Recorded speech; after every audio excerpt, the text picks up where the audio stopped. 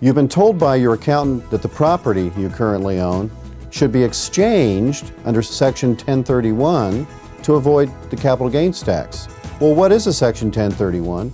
Hi, I'm Jeff Helsdon. I'm a business and real estate lawyer in Faircrest, Washington, and I've been helping people avoid capital gains tax on the sale of their investment properties for over 22 years.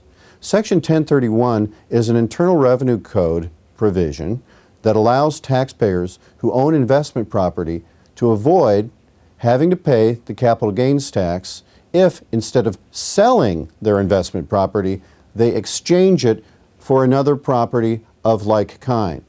So, what kind of property can be exchanged under Section 1031? Well, that Internal Revenue Code provision requires that the property that you have, if you want to do a 1031 exchange, must have been held by you either for productive use in a trade or business or for investment. Well, that sounds like that's a very broad area. So what does that mean for investment? Can it be any piece of property? The statute, Section 1031, specifically excludes certain kinds of property that you cannot exchange. For example, property that is deemed to be stock in trade or primarily held for sale instead of for investment cannot be exchanged under Section 1031. Well, what does that mean?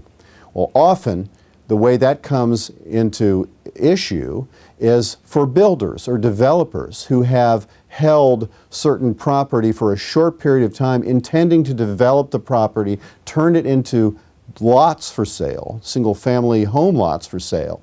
And the builder comes to us and wants to do a 1031 exchange. Those lots have been held by the builder primarily for sale and not for an investment purpose, and therefore cannot be exchanged under Section 1031. Other types of property cannot be exchanged according to the statute. For example, stocks, bonds, notes cannot be exchanged. Securities cannot be exchanged. Any evidence of indebtedness, as it sounds. And also partnership interests cannot be exchanged.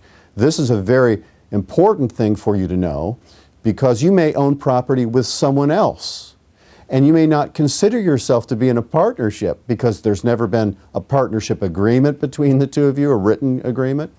Yet, the question about whether you own property in a partnership, as the IRS thinks of it, is maybe a different matter and would require a greater amount of analysis than obviously we can have in this video. So here's what I would like for you to do.